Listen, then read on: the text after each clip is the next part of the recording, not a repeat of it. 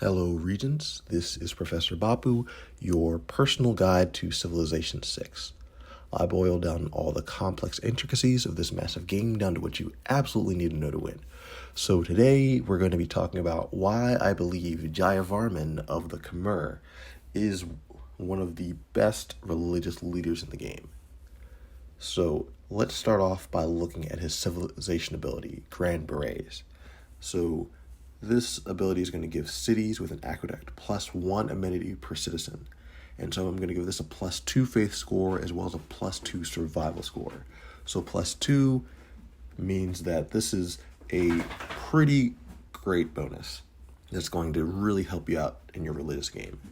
So I'm going to give +2 for the faith score. So this is going to allow you to have very large cities without really have to worrying about amenities too much, and we'll see why that's so important when we get to his other abilities.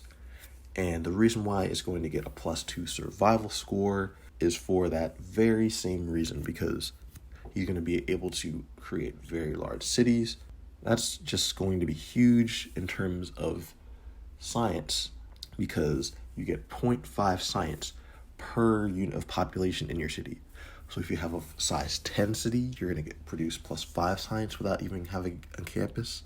And if you have a size 20 city, which is basically the goal for Jayavarman, then you're going to have a +10 science city without even having a campus.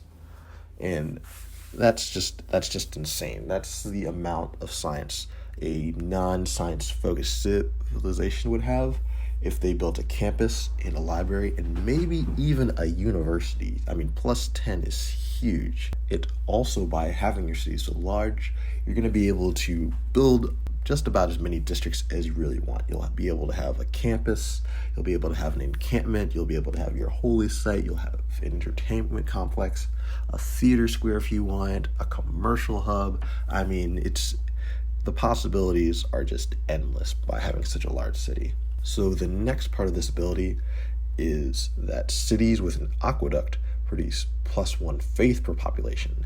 And so I'm going to give this a +3 faith score.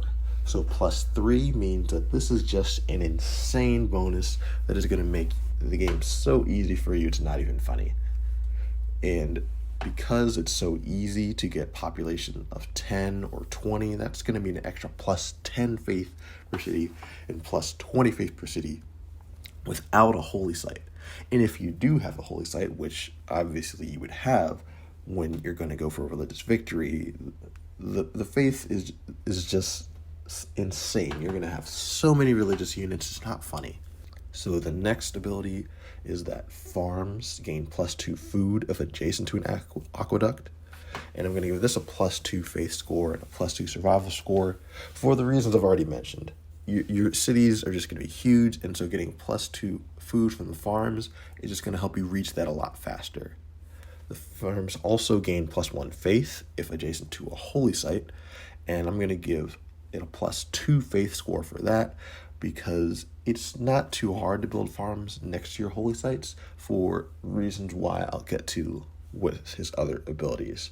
But yeah, that's just even more faith from your farms next to holy sites. So his leader ability is Monasteries of the King. And so the first part of this ability is you're going to get a culture bomb anytime you create a holy site. And so I'm going to give this a +1 faith score as well as a +1 survival score. So +1 score in the category just means it's a minor bonus. It's going to help you out, but it's not, game breaking. And the reason I'm going to give this +1 faith as well as +1 survival is because it's going to make it easier to create farms right next to your holy sites, because you're going to have the tiles next to them.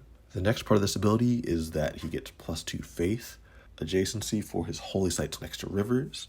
And I'm going to give this a +2 faith score because this allows your holy site placement to be a lot more flexible than with other civilizations. So rather than having to found all your cities next to mountains, you're going to be able to have more cities that are going to have good adjacency for your holy sites, and you're also going to be able to have aqueducts in all of those cities. The next part of this ability is that holy sites next to rivers provide +2 housing, even if pillaged. And I'm going to give this a +1 faith score as well as a +1 survival score, because Having a lot of housing is once again going to allow your city to grow faster, which is the whole strategy behind Jayavarman. And since these holy sites are next to rivers, it is possible they could be pillaged due to flooding, and you're still going to be getting that housing bonus even if it is pillaged. And the final part of this ability is that holy sites generate food equal to their adjacency bonus. And I'm going to give him a +1 faith as well as +1 survival score for this. Once again, because this is just another mechanism toward Jayavarman's strategies to just having absolutely huge cities. So Jayavarman's unique building is the Prasat, which is a replacement for the temple, and it's going to give you +2 faith compared to the temple. And I'm going to give this a +2 faith score because you're probably going to want to have one of these in all of your cities, which is going to generate you a decent amount of faith, in addition to all the faith he's already generating from all of his other abilities, which is going to allow you to just create so many religious units. And so if we add all these abilities together, we're going to get a total score of 58, placing Jayavarman solidly in the S tier. This has been Professor Bapu. I hope this was helpful. If you have any questions or suggestions for future videos, please leave a comment, and I'll do my best to get that additional information to you as soon as I can.